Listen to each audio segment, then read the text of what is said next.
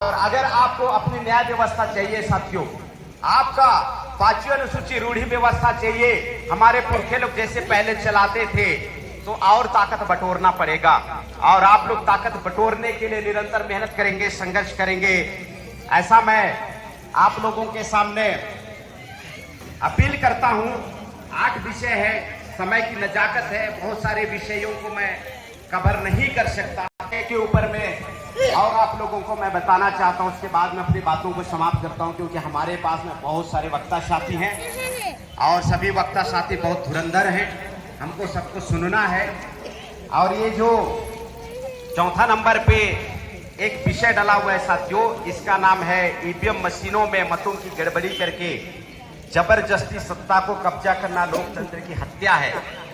इस विषय पे मैं छोटी सी अपनी बात को रखूंगा, उसके बाद में फिर मैं समापन करूंगा। तो साथियों, पूरे विश्व में ज्यादातर देशों में जो विकसित देश है, उस विकसित देश में ईवीएम मशीन से चुनाव नहीं आता है, नहीं होता है, क्योंकि इस ईवीएम मशीन से फ्री, फेयर एंड ट्रांसपेरेंट चुनाव नहीं होता है, पारदर्शी चुनाव नहीं होता है, स्वतंत्र चुनाव नहीं होता है, निष्पक्ष चुनाव नहीं होता है। फ्री, फेयर एंड ट्रांसपेरेंट कैसा चुनाव होता है? धोखाधड़ी वाला चुनाव होता है, ठगाठगी वाला चुनाव होता है, ठगाठगी वाला चुनाव होता है। अभी पाकिस्तान के एक चुनाव आयोग में काम करने वाले एक सज्जन का वीडियो वायरल हुआ, आप लोग देखे होंगे, सोशल मीडिया का जमाना है।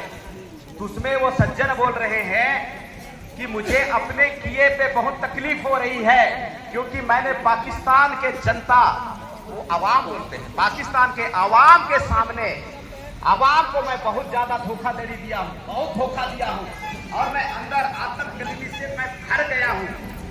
मेरे जैसे आदमी को कराची के चौक में, शहर में आप हमें फांसी की सजा दे दो, ऐसा वीडियो में वो कबूल कर रहा है, वो अपना गुनाह को कबूल कर रहा है और बोल रहा है, मैं ही वो आदमी हूं, मैं ही वो आदमी हूं जो 70-70 हजार वोट से जीते हुए प्रत्याशी को मैंने हरवाया है, ऐसा बोल रहा है। इसलिए मेरे को पाकिस्तान के चीफ जस्टिस को और पाकिस्तान के प्रधानमंत्री को वो अपील कर रहा है कि कराची के जो चौक है, वो बंद कमरे में नहीं, सड़क के ऊपर खुले में फांसी दे देना, मैंने इतना बड़ा गुनाह किया है, ऐसा उसका वीडियो आया हुआ है साथियों। वामन मेश्राम साहब लगातार 2013 से ईवीएम के विरोध में चुनाव आयोग के साथ में लड़ाई लड़ रहे हैं। जिस समय पूरे भारत के लोगों को ईवीएम का ई समझ में नहीं आता था, उस समय से वामन मेश्राम साहब ईवीएम की लड़ाई लड़ रहे हैं, और आज उसके लड़ाई लड़ने के वजह से पूरे भारत में ईवीएम के विरोध में जो गुलाल उठा है, वो उसका श्रेय वामन मेश्राम साहब को जाता है।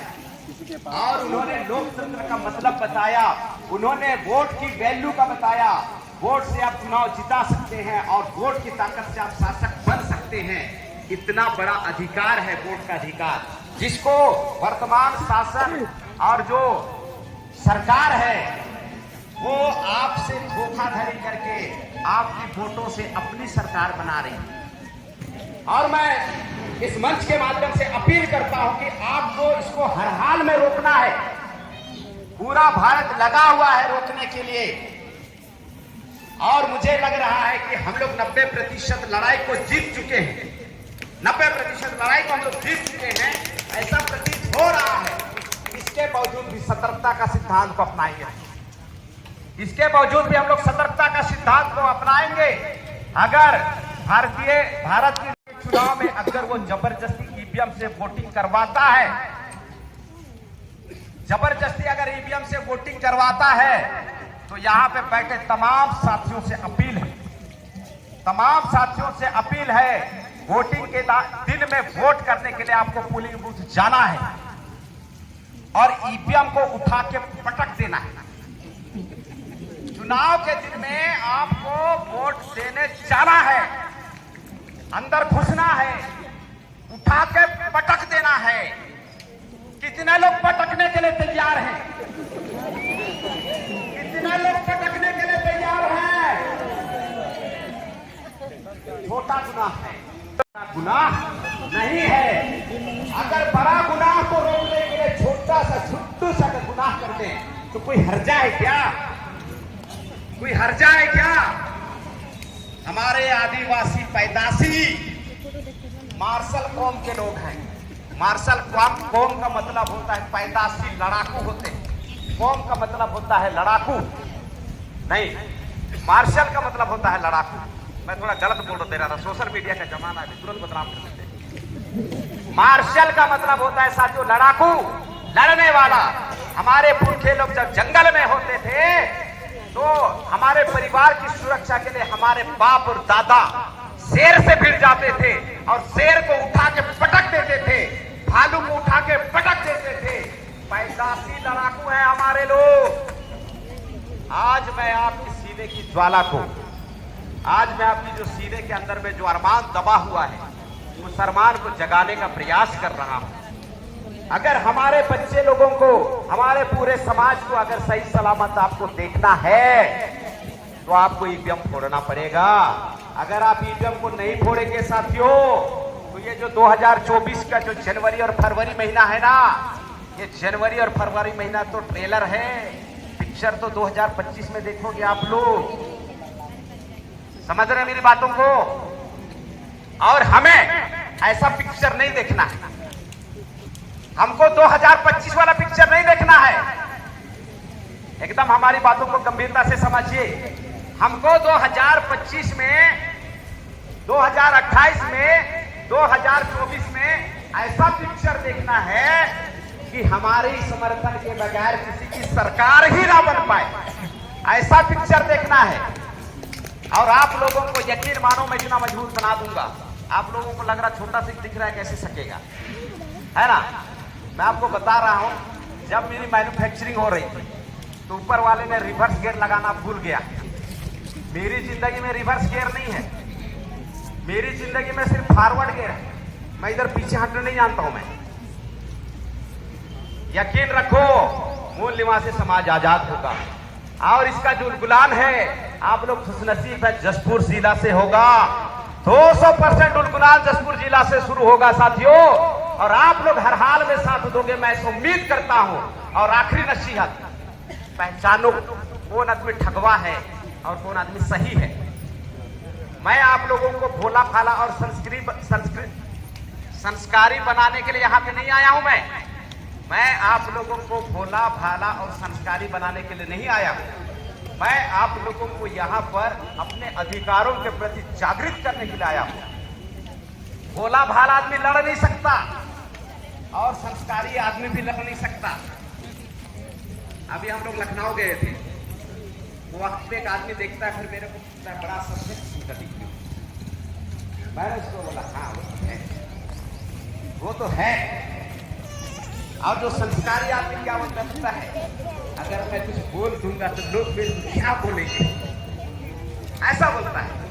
हमको किसी की परवाह नहीं है, हमको किसी की परवाह नहीं है कि हमारे बोलने से कौन क्या बोलेगा। हमको सिर्फ इतना सी परवाह है कि मेरा समाज आजाद होना चाहिए। आप लोग आजाद होने के लिए तैयार हैं? तैयार हैं साथियों? भारत मुक्ति मोर्चा के संग आइए, प्रशिक्षण लीजिए। लाखों बिरसा मुंडा पैदा होगा, लाखों बाबा साहब अम्बेडकर पैदा होगा और आप लोग आजाद हो जाएंगे। आप लोग आजाद हो जाएंगे। आप सभी साथियों का बहुत बहुत धन्यवाद। जय मूल निवासी।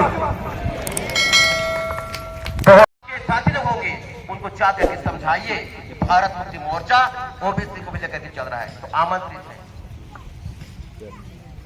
बहुत बहुत धन्यवाद संचालक महोदय जी। साथियों, मेरा नाम विपिन कुमार वास्तविक है। मैं सरगुजा जिले का रहने वाला हूं। साथियों, आप लोग देखते होंगे हमारे महापुरुषों को सबसे पहले मैं नमन करता हूं, इसके बाद मैं अपने विचार को रखता हूं।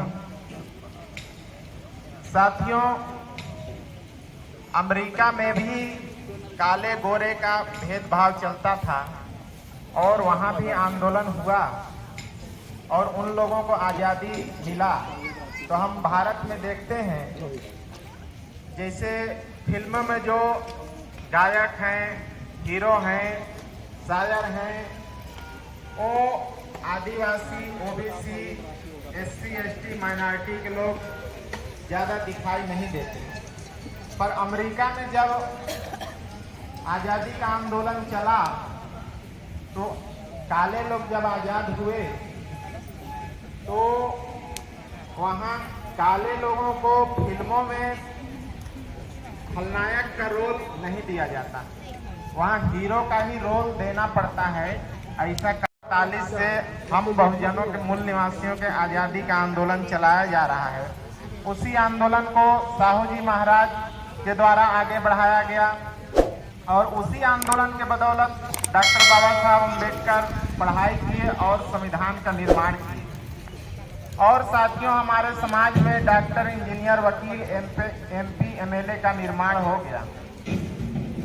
तो साथियों, कांसीराम साहब ने जब नारा लगाया, वोट हमारा, राज तुम्हारा, नहीं चलेगा, नहीं चलेगा, तो दुश्मनों को लगा कि अब तो भारत के मूल निवासी लोग जागृत हो गए हैं, हमारा राजपाट ये लोग चलने नहीं